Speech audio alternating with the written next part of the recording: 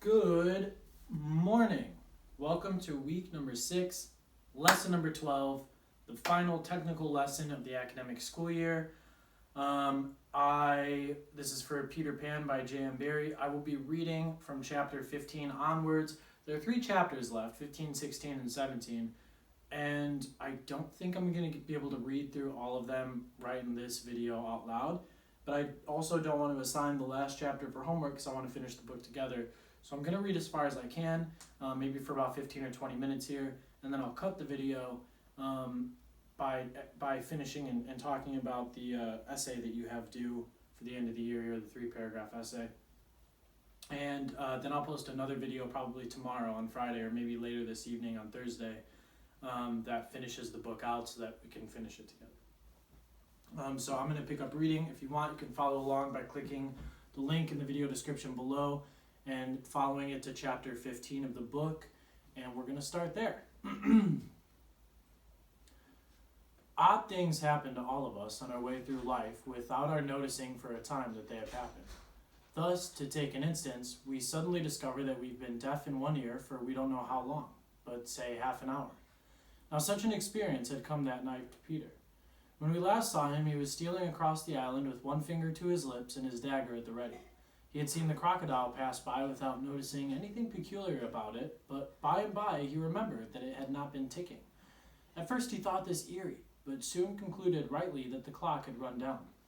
Without giving a thought to what might be the feelings of a fellow creature thus abruptly deprived of its closest companion, Peter began to consider how he could turn the catastrophe to his own use, and he decided to tick, so that wild beasts should believe he was the crocodile and let him pass unmolested. He ticked superbly, one unforeseen result. The crocodile was among those who heard the sound, and it followed him, though whether with the purpose of regaining what it had lost, or merely as a friend under the belief that it was again ticking itself, will never be certainly known, for like slaves to a fixed idea, it was a stupid beast. Peter reached the shore without mishap, and went straight on, his legs encountering the water as if quite unaware that they had entered a new element. Thus many animals pass from land to water, but no other human of whom I know. As he swam, he had but one thought: Hook or me this time. He had ticked so long that he now went on ticking without knowing that he was doing it. Had he known, he would have stopped, for to board the brig by help of the tick, though an ingenious idea, had not occurred to him. On the contrary, he thought he had scaled her side as noiseless as a mouse, and he was amazed to see the pirates cowering from him, with Hook in their midst as object as if he had heard the crocodile. The crocodile! No sooner did Peter remember it than he heard the ticking. At first he thought the sound did come from the crocodile, and he looked behind him swiftly. Then he realized that he was doing it himself, and in a flash he understood the situation.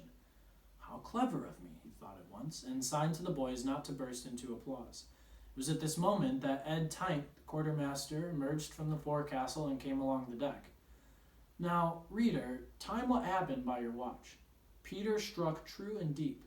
John clapped his hands in the ill-fated pirate's mouth to stifle the dying groan. He fell forward. 4 boys caught him to prevent the thud. Peter gave the signal, and the carrion was cast overboard. There was a splash, and then silence. How long has it taken? 1. Slightly had begun to count. That's how fast it was, right? It happened all in a second. Just boom. They worked seamlessly together. None too soon, Peter, every inch of him on tiptoe, vanished into the cabin. More than one pirate was screwing up his courage to look around. They could hear each other distressed breathing now, which showed them that the more terrible sound had passed. It's gone, Captain, Smee said, wiping off his spectacles. All still again. Slowly, Hook let his head emerge from his ruff and listened so intently that he could have caught the echo of the tick. There was not a sound, and he drew himself up firmly to his full height. Then here's to Johnny Plank, he cried brazenly, hating the boys more than ever because they had seen him unbend. He broke into a villainous ditty. Yo ho ho, the frisky plank, you walks along it so, till it goes down and you goes down, till Davy Jones below. To terrorize the prisoners the more, though with a certain loss of dignity, he danced along an imaginary plank, grimacing at them as he sang. And when he finished, he cried, Do you want a touch of the cat before you walk the plank? At that they fell on their knees. No, no, they cried so piteously that every pirate smiled. Fetch the cat, Jukes, said Hook. It's in the cabin. The cabin! Peter was in the cabin. The children gazed at each other. "Aye, aye," said Jukes blithely, and he strode into the cabin. They followed him with their eyes. They scarce knew that Hook had resumed his song, his dogs joining in with him. "Yo ho ho, the scratching cat, and its tails are 9, you know, and when they writ upon your back..." What was the last line will never be known, for of a sudden the song was stayed by a dreadful screech from the cabin. It wailed through the ship and died away. Then was heard a crowing sound which was well understood by the boys, but to the pirates was almost more eerie than the screech. "What was that?" cried Hook. "2," said Slightly solemnly. So he counted to 2 seconds now, right? So as if all of this had only happened in 2 instants. And suppose, although the timing clearly isn't the same because the pirates had some time to talk and sing, and that takes more than 1 second, J.M. Barrie is again drawing on the element of the fantastic to give Peter a certain sort of legendary speed, as if he had done everything he's been doing in 2 seconds. Either that, or maybe Curly is counting the amount of pirates that Peter has taken down. I guess we don't know. Or Slightly, not Curly. The Italian Caccio hesitated for a moment and then swung into the cabin. He tottered out, haggard. "What's the matter with Bill Jukes, you dog?" hissed Hook, towering over him. "The matter with him is he's dead." "Stabbed," replied Jekko in a hollow voice. "Bill Jukes dead?" cried the startled pirates. "The cabin's as black as a pit," Jekko said, almost gibbering. "There is something terrible in there, the thing you heard crowing." The exultation of the boys, the lowering looks of the pirates, both were seen by Hook. "Secco," he said in his most steely voice, "go back and fetch me out that doodle-doo." Cecco, bravest of the brave, cowered before his captain, crying, "No, no," while Hook was purring to his claw. "Did you say you would go, Cecco?" he said musingly. Cecco went, at first flinging his arms despairingly. There was no more singing. All listened now, and again came a death screech, and then again a crow. No one spoke except Slightly. 3, he said. So it seems like maybe he's counting the pirates. Hook rallied his dogs with a gesture. "'Sdeath and odds fish," he thundered. "Who is to bring me that doodle-doo?" "Wait till Cecco comes out," growled Starkey, and the others took up the cry. "I think I heard you volunteer, Starkey," said Hook, purring again. "No, by thunder," Starkey cried. "My Hook thinks you did," said Hook, crossing to him. "I wonder if I would not be advisable, Starkey, to humor the Hook." "I'll swing before I go in there," replied Starkey doggedly, and again he had the support of the crew. "Is this mutiny?" asked Hook more pleasantly than ever. "Starkey's ringleader?" "Captain, mercy!" Starkey whimpered, and all of a tremble now. "Shake hands, Starkey," said Hook, proffering his claw. Starkey looked around for help, but all deserted him. As he backed up, Hook advanced, and now the red spark was in Hook's eye. With a despairing scream, the pirate leapt upon Long Tom and precipitated himself into the sea. 4, said Slightly. "And now," Hook said courteously, "did any other gentleman say mutiny?" Seizing a lantern and raising his claw with a menacing gesture. "I'll bring out that doodle-doo myself," he said, and sped into the cabin. 5. How Slightly longed to say it. He wetted his lips to be ready, but Hook came staggering out without his lantern. "Something blew out the light," he said a little unsteadily. "Something?" echoed Mullins. "What of Cecco?" demanded Noodler. "He's as dead as Jukes," said Hook shortly. His reluctance to return to the cabin impressed them all unfavorably, and the mutinous sounds again broke forth. All pirates are superstitious, and Cookson cried, They do say the surest sign a ship's accursed is when there's one on board more than can be accounted for." "I've heard," muttered Mullins, "he always boards the pirate craft last. Had he a tail, Captain?" "They say," said another, looking viciously at Hook, "that when he comes it's in the likeness of the wickedest man aboard." "Had he a hook, Captain?" asked Cookson insolently, and one after another took up the cry, "The ship's doomed!"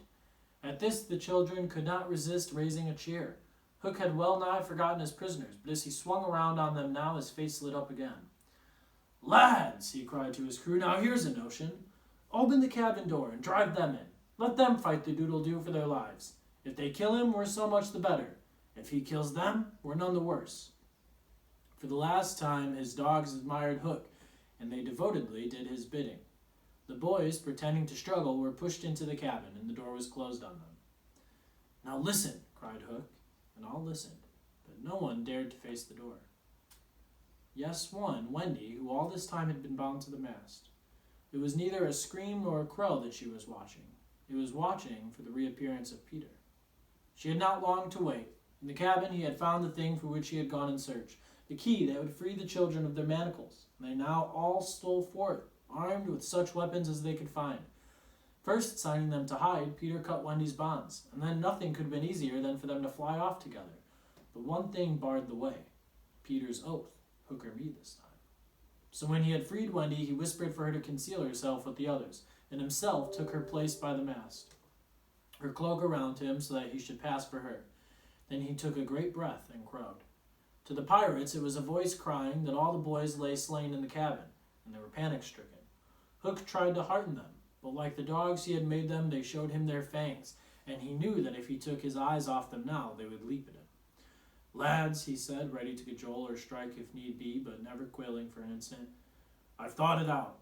There's a Jonah aboard." "Aye," they snarled, "a man with a hook." "No, lads, no, it's the girl. Never was luck on a pirate ship with a woman on board. We'll right the ship when she's gone." Some of them remembered that this had been a saying of Flint's. "It's worth trying," they said doubtfully. "Fling the girl overboard," cried Hook, and they made a rush at the figure in the cloak. "There's none that can save you now, missy," Mullins hissed jeeringly. "There's one," replied the figure. "Who's that?" "Peter Pan the Avenger," came the terrible answer to the pirates, and as he spoke, Peter flung off his cloak. Then they all knew who it was who had been undoing them in the cabin, and twice Hook essayed to speak, and twice he failed. In that frightful moment, I think his fierce heart broke. At last he cried, "Cleave him to the brisket," but without conviction. "Down, boys, and at them!" Peter's voice rang out, and in another moment the clash of arms was resounding through the ship.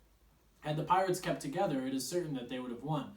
But the onset came when they were still unstrung, and they ran hither and thither, striking wildly, each thinking himself the last survivor of the crew. Man to man, they were the stronger, but they fought on the defensive only, which enabled the boys to hunt in pairs and choose their quarry. Some of the miscreants leapt into the sea. Others hid in dark recesses, where they were found by Slightly, who did not fight, but ran about with a lantern which he flashed in their faces, so that they were half blinded and fell as an easy prey to the reeking swords of the other boys. There was a little sound to be heard but the clang of weapons, an occasional screech or splash, and Slightly monotonously counting 5, 6, 7, 8, 9, 10, 11. I think all were gone when a group of savage boys surrounded Hook, who seemed to have a charmed life as he kept them at bay in that circle of fire. They had done for his dogs, but this man alone seemed to be a match for them all. Again and again they closed upon him, and again he hewed a clear space. He had lifted up one boy with his hook and was using him as a buckler, when another, who had just passed his sword through Mullins, sprang into the fray. "Put up your swords, boys," cried the newcomer. "This man is mine." Thus suddenly Hook found himself face to face with Peter. The others drew back and formed a ring around them. For long the two enemies looked at one another, Hook shuddering slightly, and Peter with the strange smile upon his face. "So, Pan," said Hook at last, "this is all your doing." "Aye, James Hook," came the stern answer, "it is all my doing." "Proud and insolent youth," said Hook, "prepare to meet thy doom." "Dark and sinister man," Peter answered, "have at thee." Without more words they fell to, and for a space there was no advantage to either blade. Peter was a superb swordsman, and parried with dazzling rapidity. Ever and anon he followed up by a feint with a lunge that got past his foe's defense, but his shorter reach stood him in ill stead, and he could not drive the steel home. Hook, scarcely his inferior in brilliancy, was not quite so nimble in wrist play, forced him back by the weight of his onset, hoping suddenly to end all with a favorite thrust, taught him long ago by Barbecue at Rio. But to his astonishment, he found this thrust turned aside again and again. Then he sought to close and give the quietus with his iron hook, which all this time he had been pawing in the air. But Peter doubled under it, and lunging fiercely, pierced him in the ribs. The sight of his own blood, whose peculiar color you remember was offensive to him, the sword fell from Hook's hand, and he was at Peter's mercy. "Now!" cried all the boys. But with a magnificent gesture, Peter invited his opponent to pick up his sword.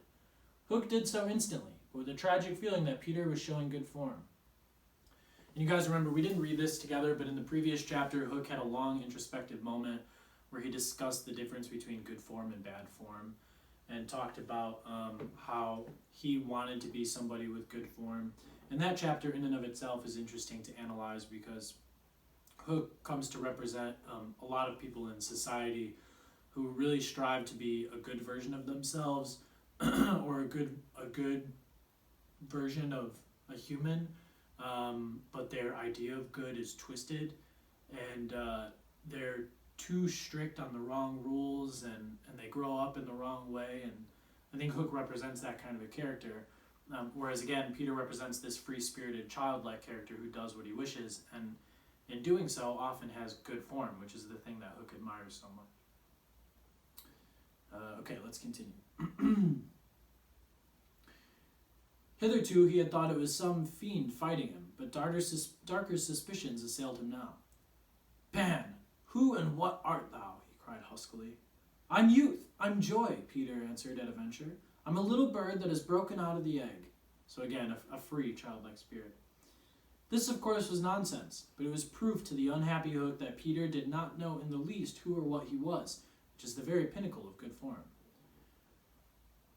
Tote again, he cried despairingly.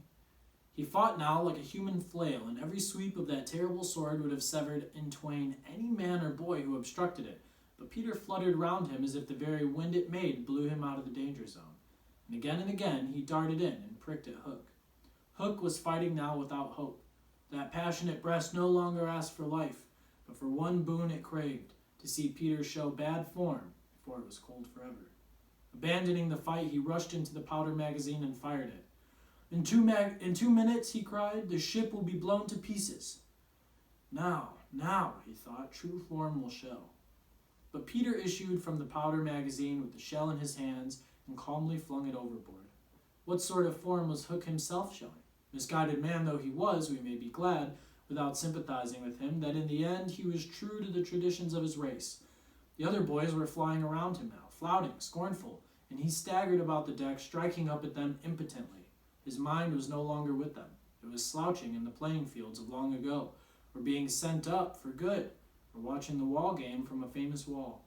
And his shoes were right, and his waistcoat was right, and his tie was right, and his socks were right.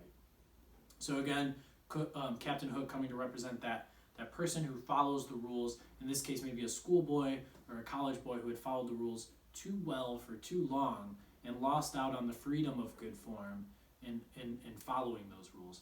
And in reality, right, in the real world that Jay and Barrie lived in, following all those rules of dressing appropriately and holding yourself with a good posture, those were things that would aid good form, but good form was something that had to come within, from one's actions and decisions and the way they handled their relationships with others. And Hook hadn't quite mastered that part of it. It was always elusive to him. I think it's because maybe he was trying too hard to do the other things. Those things like dressing right, which they aren't good form in and of themselves. They only aid it. They're not necessary even. They're only helpful sometimes. Okay. James Hook, thou not wholly unheroic figure, farewell. For we have come to his last moment. Seeing Peter slowly advancing upon him through the air with dagger poised, he sprang upon the bulwarks to cast himself into the sea. He did not know what the crocodile was waiting for him, for we purposely stopped the clock that this knowledge might be spared him, a little mark of respect from us at the end. He had one last triumph, which I think we need not grudge him. As he stood on the bulwark, looking over his shoulder at Peter gliding through the air, he invited him with a gesture to use his foot. It made Peter kick instead of stab. At last Hook had got the boon for which he craved. Bad form, he cried jeeringly, and went content to the crocodile. Thus perished James Hook. 17, slightly sang out, but he was not quite correct in his figures. 15 paid the penalty for their crimes that night, but 2 reached the shore. Starkey, to be captured by the Redskins, who made him nurse for all their papooses, melancholy come down for a pirate. And Smee, who henceforth wandered about the world in his spectacles, making a precarious living by saying he was the only man that James Hook had feared. Wendy, of course, had stood by taking no part in the fight, though watching Peter with glistening eyes. Now that all was over, she became prominent again. She praised them equally, and shuddered delightfully when Michael showed her the place where he had killed one. And then she took them into Hook's cabin and pointed to his watch, which was hanging on a nail. It said 1:30. The lateness of the hour was almost the biggest thing of all. She got them to bed in the pirates' bunks pretty quickly, you may be sure, all but Peter, who strutted up and down on the deck, until at last he fell asleep by the side of Long Tom. He had one of his dreams that night, and cried in his sleep for a long time, and Wendy held him tightly. Okay, that's the end of chapter 15. We still have 16 and 17. We'll read those in another video. 17 is actually quite long. I want to talk for a second about the assignment that you guys have. So earlier on Wednesday, on my Zoom call in the morning, I discussed some of the essay writing techniques that we went through in the beginning of the year. And for homework, you guys, I would like for you to write a 3-paragraph essay about some theme in Peter Pan.